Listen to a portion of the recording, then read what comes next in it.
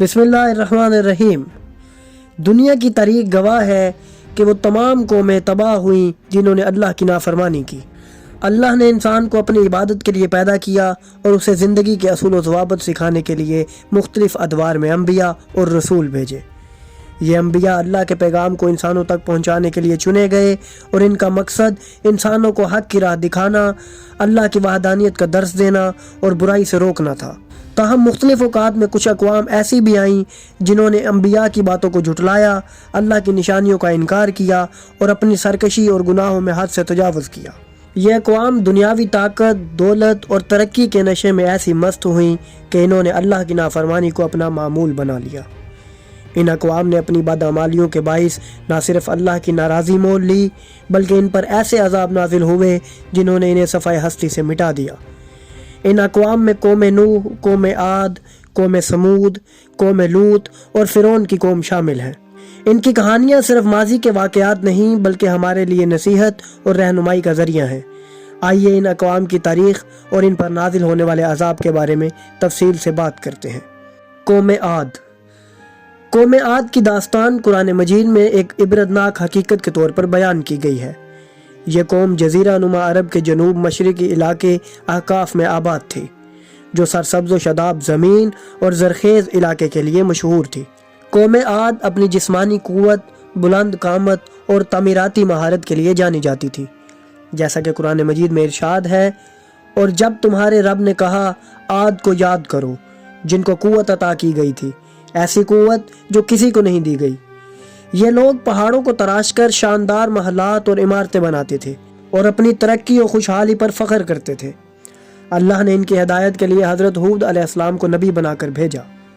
حضرت ہود علیہ السلام نے اپنی قوم کو اللہ کی عبادت کرنے اور شرک سے باز رہنے کی تلقین کی۔ انہوں نے فرمایا، اے میری قوم، اللہ کی عبادت کرو، اس کے سوا تمہارا کوئی معبود نہیں۔ لیکن قوم عاد نے ان کی باتوں کو جھٹلایا اور اپنی سرکشی پر ڈٹے رہے۔ قوم عاد اپنی طاقت پر اتنا مغرور تھی کہ انہوں نے کہا، ہم سے زیادہ طاقتور کون ہو سکتا ہے؟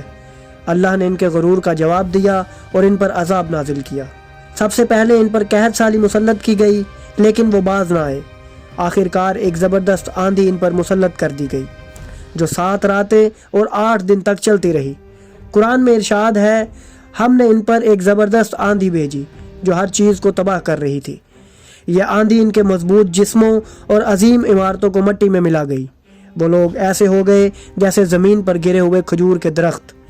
ان کی تمام ترقی، طاقت اور غرور اللہ کے عذاب کے سامنے بے بس ثابت ہوئی۔ قوم سمود۔ قوم سمود کا ذکر قرآن مجید میں ان کی سرکشی اور اللہ کے عذاب کے تناظر میں کیا گیا ہے۔ یہ قوم عاد کے بعد وجود میں آئی اور جزیرہ نما عرب کے شمال مغربی علاقے الحجر میں آباد تھی، جو شاندار تعمیرات اور قدرتی وسائل کے لیے مشہور تھا۔ قوم سمود اپنی طاقت، ترقی اور پہاڑوں کو تراش کر محلات بنانے کے مہارت کے لیے معروف تھی۔ اللہ نے ان کی ہدایت کے لیے حضرت صالح علیہ السلام کو نبی بنا کر بھیجا۔ حضرت صالح علیہ السلام نے اپنی قوم کو شرک سے باز رہنے اور صرف اللہ کی عبادت کرنے کی دعوت دی۔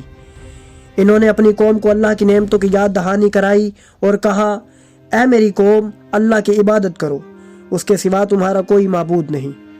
اس نے تمہیں زمین سے پیدا کیا اور اس میں تمہیں آباد کیا، پس اس سے مغفرت مانگو اور اس کی طرف رجوع کرو۔ قوم سمود نے حضرت صالح علیہ السلام کی باتوں کو جھٹلایا اور ان سے معجزہ طلب کیا۔ اللہ نے ان کی خواہش پوری کرتے ہوئے ایک عظیم اونٹنی کو معجزے کے طور پر بھیجا اور حکم دیا کہ اس اونٹنی کو نقصان نہ پہنچائے۔ قرآن میں فرمایا گیا ہے، یہ اللہ کی اونٹنی تمہارے لیے ایک نشانی ہے، پس اسے آزاد چھوڑ دو کہ اللہ کی زمین میں کھاتی رہے اور اسے کسی برے ارادے سے ہاتھ نہ لگانا، ورنہ تمہیں دردناک عذاب پکڑ لے گا۔ تاہم قوم سمود نے اس نشانی کا انکار کیا اور سرکشی میں حد سے زیادہ بڑھ گئے اور اونٹنی کو قتل کر دیا۔ اس جرم کے بعد حضرت صالح علیہ السلام نے انہیں خبردار کیا۔ آپ نے فرمایا، اپنے گھروں میں 3 دن تک فائدہ اٹھا لو، یہ ایسا وعدہ ہے جو جھوٹا نہیں ہو سکتا۔ اللہ نے ان پر ایک زبردست عذاب نازل کیا، ایک ہولناک چیخ اور زلزلے نے ان کے دل دہلا دیے اور وہ اپنے گھروں میں بے جان ہو کر رہ گئے۔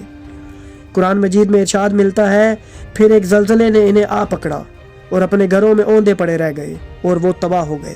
اس سے یہ واضح ہوتا ہے کہ قوم عاد، قوم سمود کی داستانیں انسانیت کے لیے عبرت کا خزانہ ہے۔ یہ قومیں اپنے دور کی طاقتور اور ترقی یافتہ اقوام تھیں، لیکن انہوں نے اللہ کی نعمتوں پر شکر ادا کرنے کی بجائے سرکشی، گناہ اور انبیاء کی تعلیمات کو جھٹلانے کا راستہ اپنایا۔ اللہ نے انہیں ان کے بدعمالیوں پر خبردار کیا، لیکن جب انہوں نے اصلاح کی راہ اختیار نہ کی تو وہ اللہ کے شدید عذاب کا شکار ہو گئیں اور صفائے ہستی سے مٹا دی گئیں۔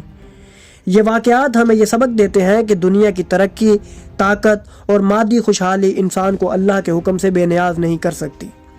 اللہ کی نافرمانی، غرور اور بدعمالیوں کا انجام ہمیشہ تباہی کی صورت میں حاصل ہوتا ہے۔ ہمیں چاہیے کہ ان اقوام کے انجام سے سبق لیں اور اپنی زندگی کو اللہ کے احکامات اور انبیاء کی تعلیمات کے مطابق گزاریں۔ تو ناظرین، اگر آپ کو ہماری یہ کاوش پسند آئی تو ہماری ویڈیو کو لائک کریں، ہمارے چینل کو سبسکرائب کریں اور بیل آئیکن کو بھی دبا دیں تاکہ آپ کو ہماری آنے والی مزید ویڈیوز ملتے رہیں اور آپ علم سے مستفید ہوتے رہیں۔